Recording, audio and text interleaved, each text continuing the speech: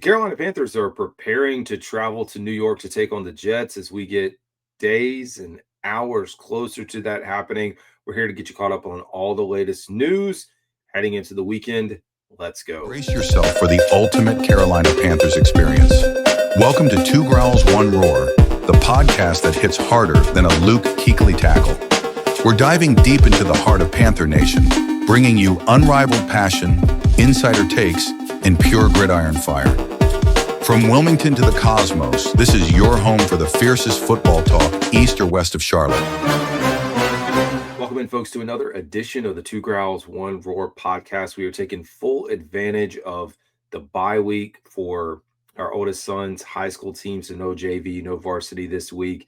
Gives me a chance to record a little bit more content, take a break, if you want to call it a break, not really, getting into things. Today, we're going to do things a little bit differently for those of you that are watching, but also those that are listening as well. We've got a few clips that we're going to talk through as we heard from Ejiro Evero, Tracy Smith, and Brad Isaac. We also have a locker room scrum piece from Tedroa McMillan.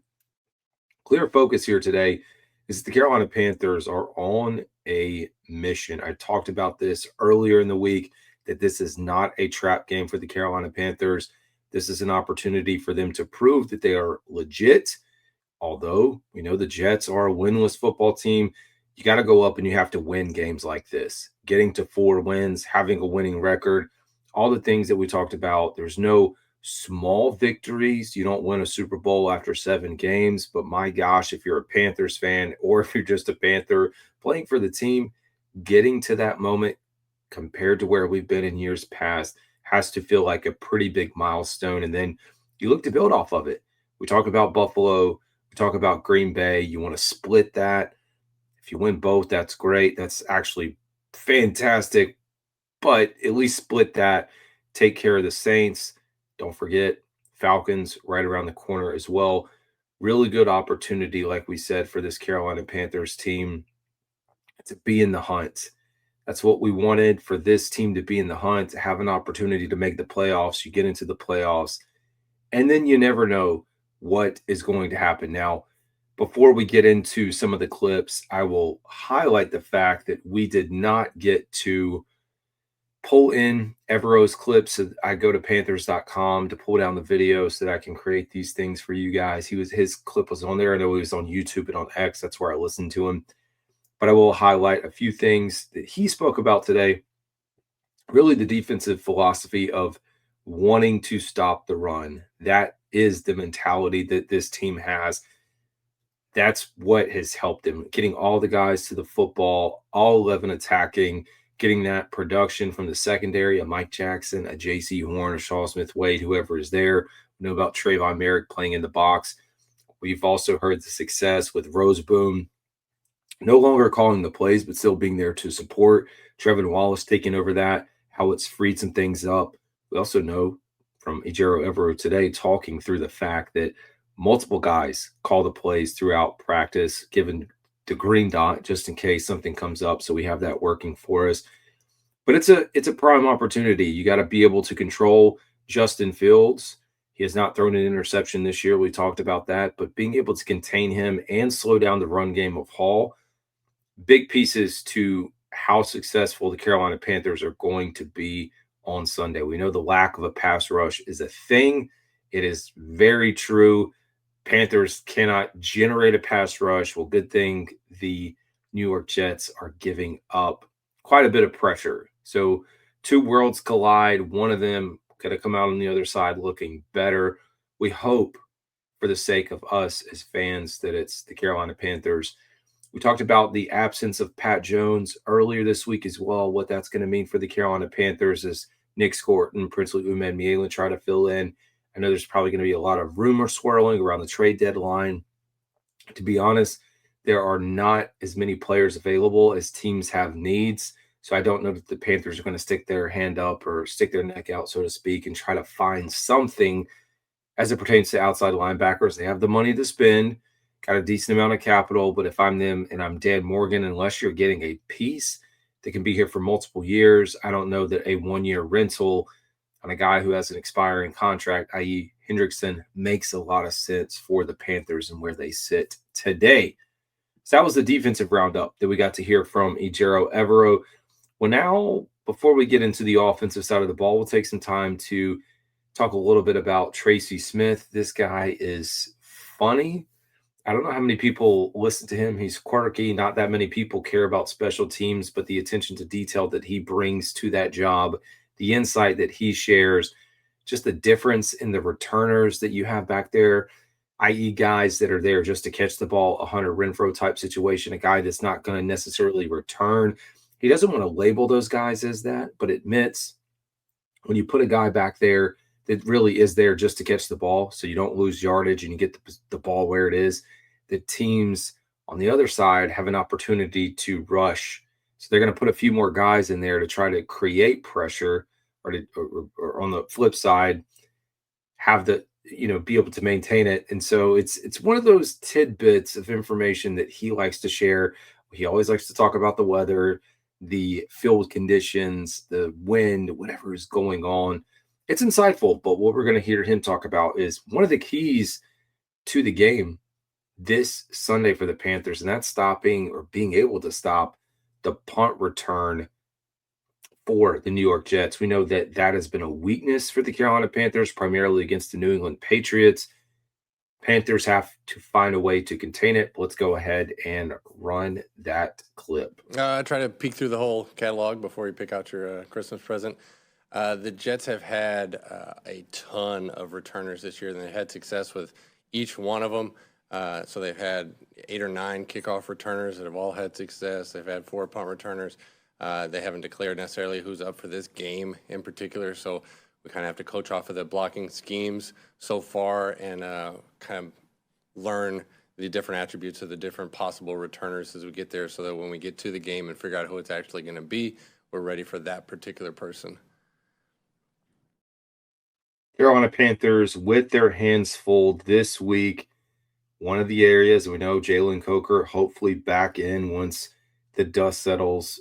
Know his ability on the special teams unit, what he can provide there, being able to contain it. That's the biggest thing. You talk about flipping the field position. Panthers have given up 1 special teams touchdown. They also had another monster return that resulted in points. When you talk about flipping the field, or even on kick return, not giving up a big return, those things are important, man. You talk about the possessions that you get, where you get them, where you're starting, all of those things play into it. We'll turn our attention now to the offensive side of the ball here a little bit as we talk about Brad Idzik.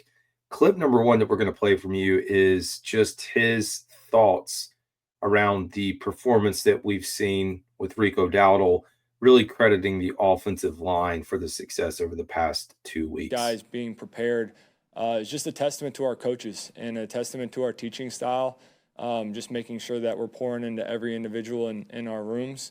And then conceptually teaching, so when the guy doesn't get the rep, he at least understands what we're trying to accomplish. So a lot of the success that he is highlighting, pointing back to this offensive line, this unit that's gone through quite a few changes, the preparation to get these guys prepared, and no matter what the situation is, but just knowing that you can pull those guys through, having them ready to go.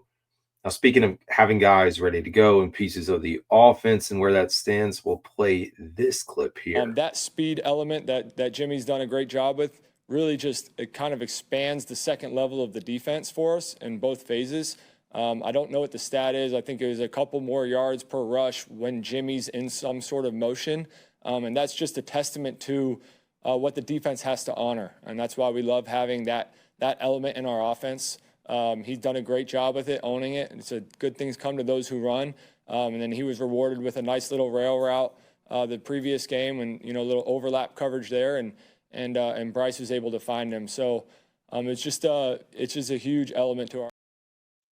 Good things come to those that run, and I got to tell you, for the Panthers to say everything that they've said about Jimmy Horn, which is a positive, like, don't get me wrong, it just makes you wonder why. Why not earlier if this is what that element that he can bring to this offense?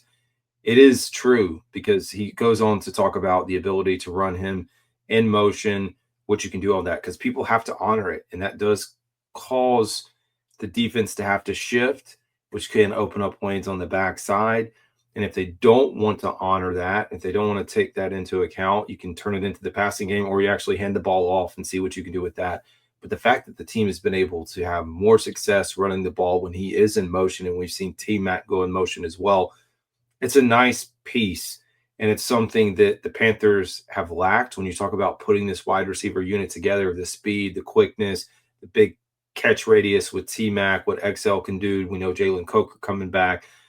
Even when Adam Thielen was here and what we thought Hunter Renfrow would be, the possession type catcher, you're getting a lot. And you mix in the tight end group as well. And they even expanded on Tommy Trimble and the entire group, really. Mitchell Evans, James Mitchell Evans, what they can do, what they've done in the blocking game that helps them open things up, including Tommy Trimble's hurdle kicks. So as we close out this week's episode, or this episode in particular, one of the things that I'll continue to emphasize is that this team is locked in. Dave Canales knows he has to get these guys prepared. They've got to win on the road. They got to not take this opponent lightly. And that's exactly what Terrell McMillan said in the locker room scrum today. We'll run his clip as he talks about playing the winless New York Jets. Yeah, I mean, although they're 0-6, I think their defense is not the reason. So we can't just, just expect to win out there. They're going to be scrappy. They're good defense, sound defense, good DB. So we got to expect to go out there and just expect to fight. You've made strides in this so far in this early portion of this. That's right. Got to be able to expect a fight. He did talk a little bit more about that. Getting into the end zone, we know that was something that he's been waiting. He's up to getting a lot more of that. And of course, the Rookie of the Week honors as well. Hats off to him. I still do not understand how Rico Dowdle did not win NFC Offensive Player of the Week. It went to Bijan Robinson. Pretty similar stat lines, but still baffling to me that Rico Dowdle did not pick that up. But picking up the Carolina Panthers this week. I'm still rolling with them as we record this late on a Thursday, almost into a Friday. Have the Carolina Panthers locked to win. Still taking my prediction and rolling with that. As always, folks, this is Carolina Dad. Y'all have a good one.